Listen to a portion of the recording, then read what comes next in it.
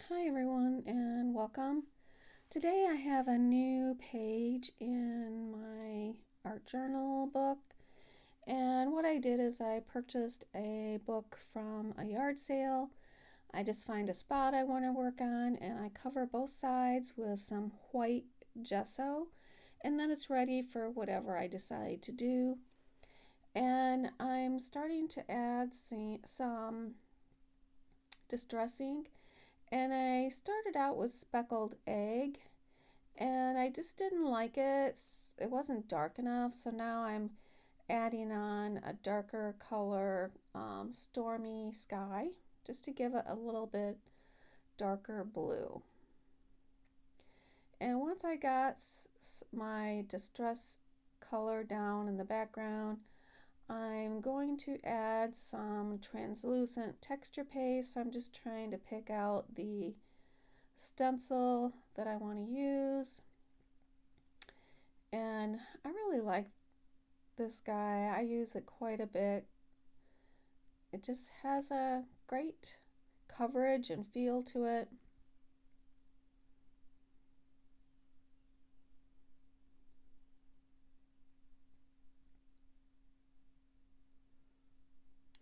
And this spreads on pretty easily. It's very light.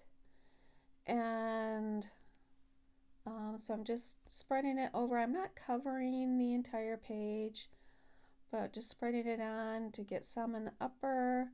And then I don't want it to mess up anything above.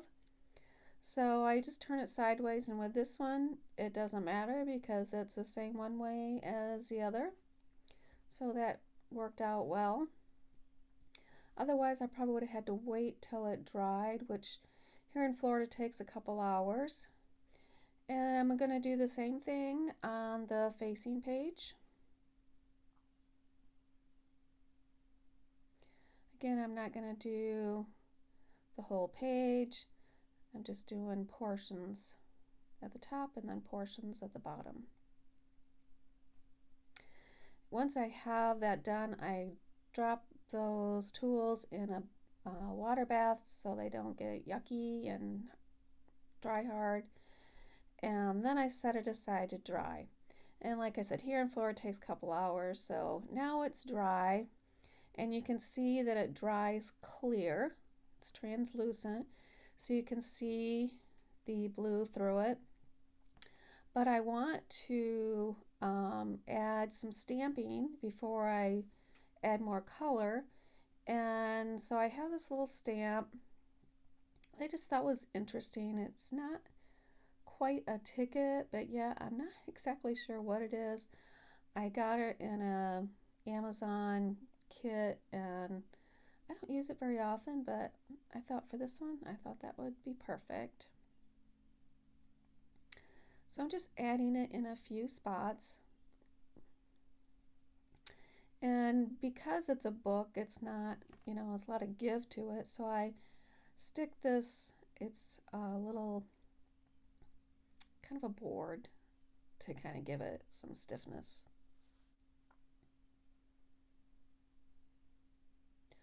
So I'm just kind of being a little random with it.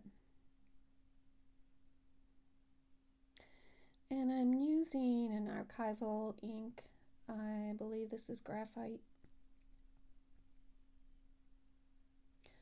I like the graphite because it's not a totally black. And now I am spraying some distress spray. I believe this was old paper. It looks green, but I'm pretty sure that's the color, old paper.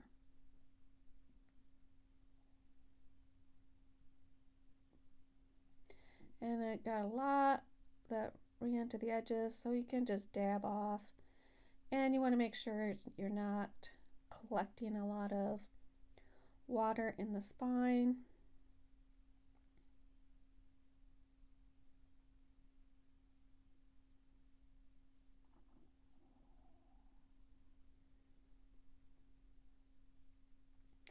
And now you can see the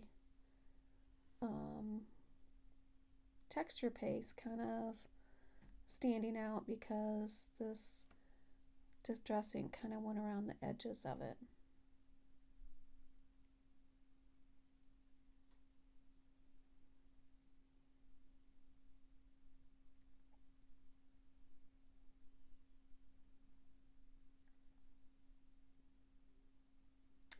And so now I have some strips of paper, and I just actually used a metal ruler type thing and just pulled some strips of some paper, and I actually had some off-white jelly printed paper that I had stamped this number stamp on, so I used some of that.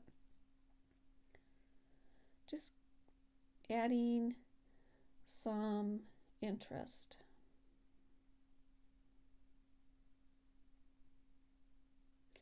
And because my background is pretty neutral, I'm keeping the papers fairly neutral. One of the prints there has some blue on it, which kind of goes with the blue that I put down originally. And that's from one of Tim Holtz backdrop papers. And I just made some strips out of it.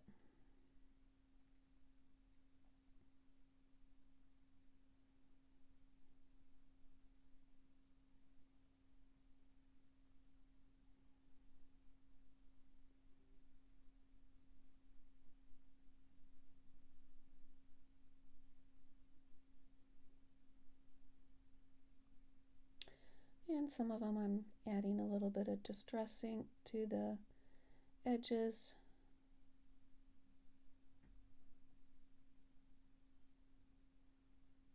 That there is one of Tim Holtz paper strips.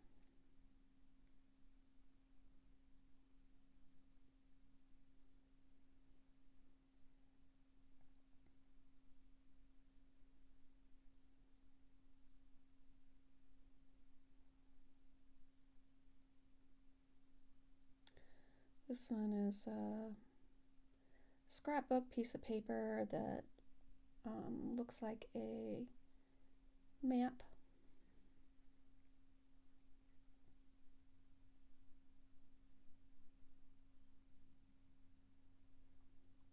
I'm also using some book paper.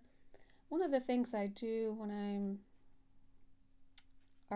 making an art journal is I'll remove some pages. Like I'll do this spread and I'll remove some pages, 1 or 2 pages before and after it. Well, I actually glue it to another page behind it, so that's double thickness, so it's easier to turn.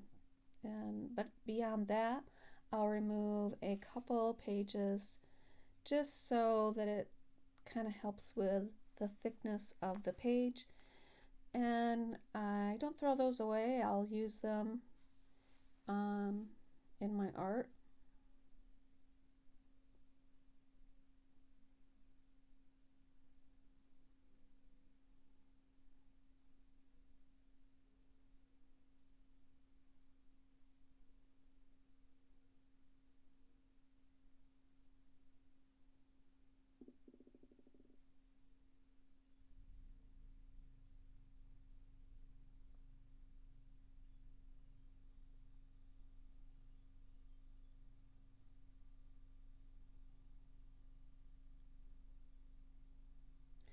And I'm just snipping it close, not really worrying about how much it overhangs. I leave it sometimes so it's not perfectly straight, and sometimes I wait till I'm done and snip it to the edges. These are some of Tim Holtz number strips. I use a couple of them on the spread, one on each page.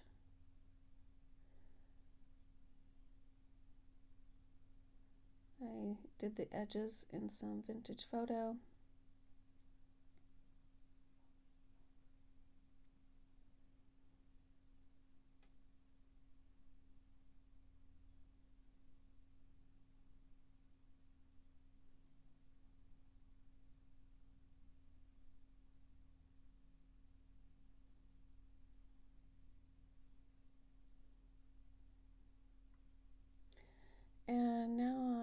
just, with my finger, adding some, it's a thicker gesso, and this is a Liquitex.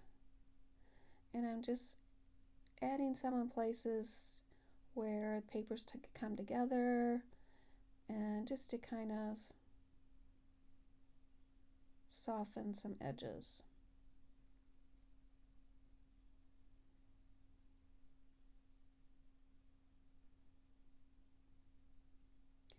And I don't mind it looking kind of messy and gloppy in some areas. I think that kind of adds, at least on this page, adds to the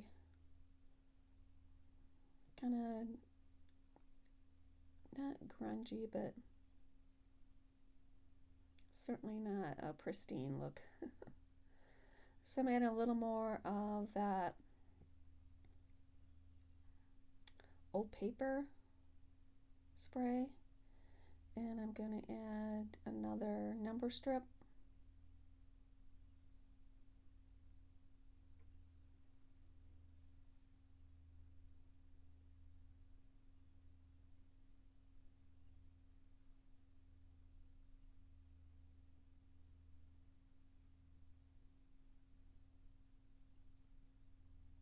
And I'm going to give it a dry. So you can see some of it is still a little wet, but I'm just adding a little more of that.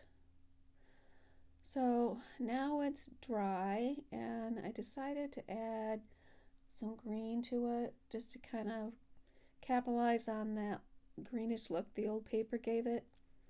And so I'm adding some, I believe this was olive green, or what was that? What's that called? Crushed olive. And I'm just kind of splattering it on, and some places letting my brush make contact with the page so it kind of makes a bigger splotch.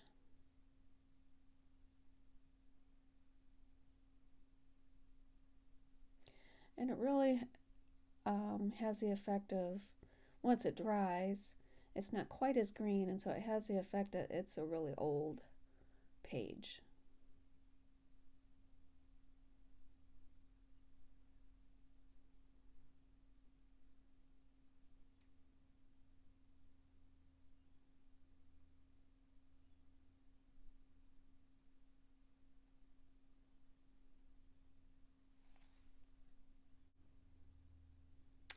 So I was thinking about a focal image, and I had this bird that I prepped for another project and then ended up not using it.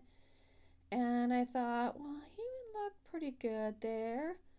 And so I thought, well, I would make a pair of them. Kind of like mama and baby kind of thing, because I had two different sizes. So I decided that I would make another one, and it's not going to look exactly the same, which it wouldn't. One bird's going to look different than another bird to some extent. And so I'm putting some old paper down as my base color, just so I don't have white coming through. And I'm taking a stencil and just kind of rubbing some of the ink off. It leaves a little bit of a pattern, but by the time I'm done, you don't really even see that. I'm adding some blue, some salvage patina to it, and I'm going to splatter, and I'm going to smoosh some ink onto the bird.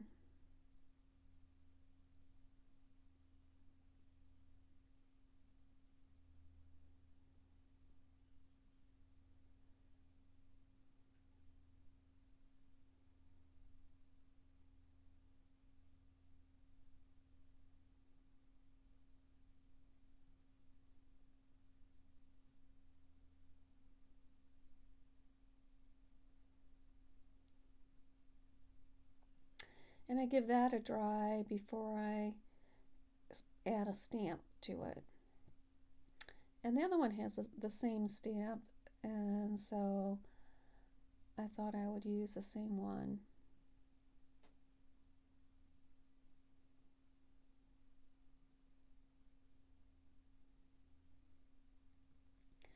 And I'm using Archival Ink in Pebble Beach, and just stamp it on.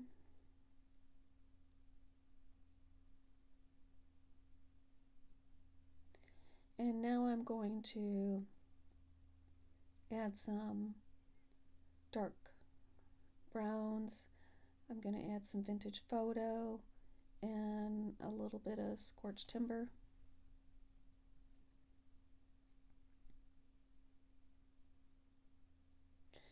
And again, I'm going to do some splattering and some smooshing with the vintage photo. And then I think I only do splatter with the scorched timber.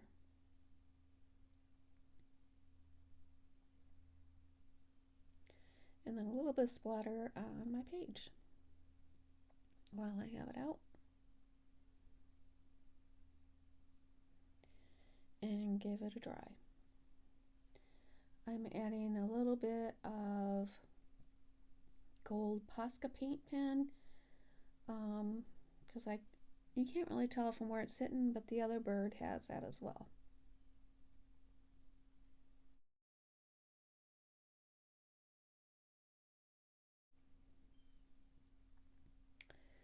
And then just around the edges with the scorched timber.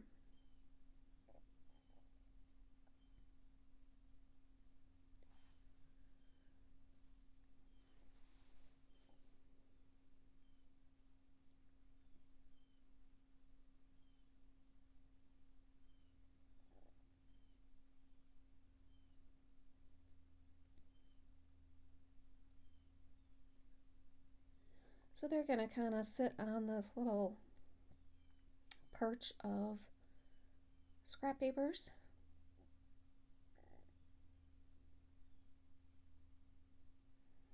Could be a male and a female bird, or a mama and a baby bird.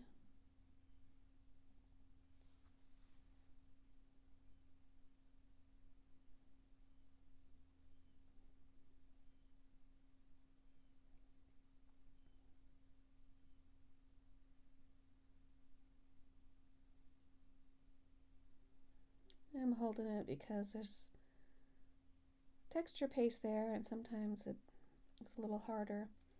And the last thing I'm adding is a sentiment. It says, "We are fearless, independent, and original." It's from the Small Talk sticker book from Tim Holtz, and it is a sticker, but I always add some glue to it to make sure it adheres well. And that is it. I have some final pictures coming up. I hope you enjoyed it. If you did, please give me a thumbs up. And if you haven't subscribed yet, please do. I'm going to enjoy having you along for the ride. So either way, you guys have a great day.